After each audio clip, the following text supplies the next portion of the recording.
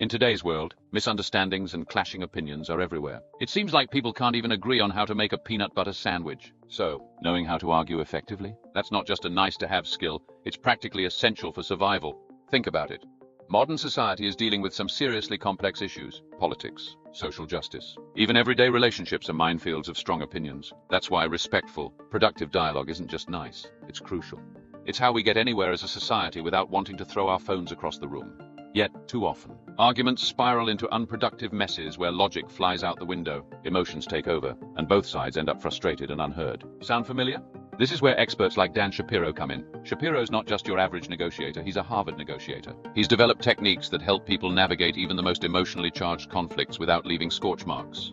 And he's not alone. Enter Bo, a two-time world debate champion. Bo has coached debate teams at Harvard and in Australia, and he's learned a thing or two about transforming arguments from verbal boxing matches into tools for connection and understanding.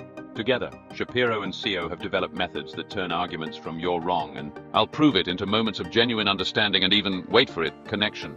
So, what's the secret? According to Shapiro, three main barriers tend to derail constructive arguments. These are identity, appreciation, and affiliation. Let's break those down.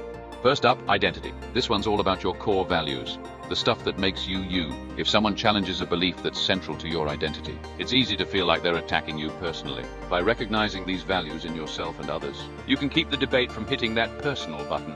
Then there's appreciation. Even if you think the other person's viewpoint is totally out there, acknowledging it can go a long way. Just a few seconds of "I see where you're coming from" can diffuse a lot of tension and make both sides feel respected.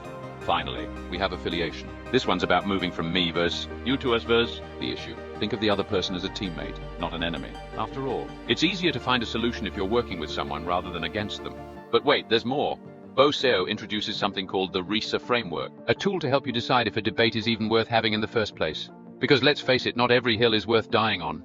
First, there's reality. Ask yourself, is there an actual disagreement here? Or are you just talking past each other? Sometimes, you're not even arguing about the same thing. Next, importance. Is this issue really worth the energy it'll take to argue about? Or can you just let it go? Pro tip, not every topic is worth a full-blown debate. Then, specificity. Make sure you're both talking about a clear, specific issue. It's easy for arguments to veer off into other unrelated topics if you're not careful. Stay focused. And finally, alignment. Are both parties interested in a productive outcome? Or is someone just trying to win? If it's the latter, maybe it's time to hit pause. Now, one of the most crucial skills in any constructive argument is, drumroll please, active listening. And no, that doesn't just mean waiting for your turn to talk. It means truly listening, understanding where the other person is coming from without planning your rebuttal in the middle of their sentence. Bo also suggests a fascinating exercise called side switching. Imagine making the best possible case for the other side's argument. Why? Because by understanding the strongest points on the opposite side, you gain empathy. And empathy makes the conversation a whole lot smoother. Let's put this into practice with a fun but surprisingly intense debate topic. Should lobsters be killed before cooking? Or is it okay to cook them alive? In a productive debate, person A might start by saying, "I think lobsters should be killed quickly before cooking because it reduces their suffering. I've read that boiling them alive causes unnecessary pain."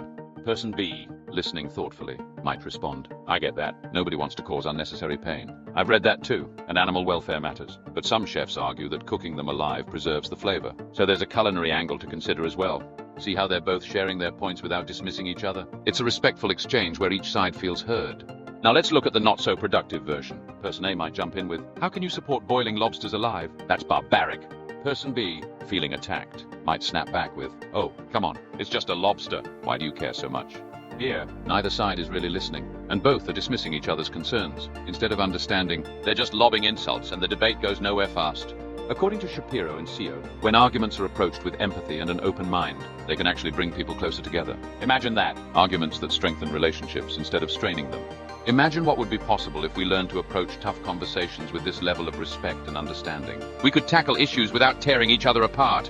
Remember, effective debate isn't about proving you're right. It's about connecting, understanding, and working towards shared solutions.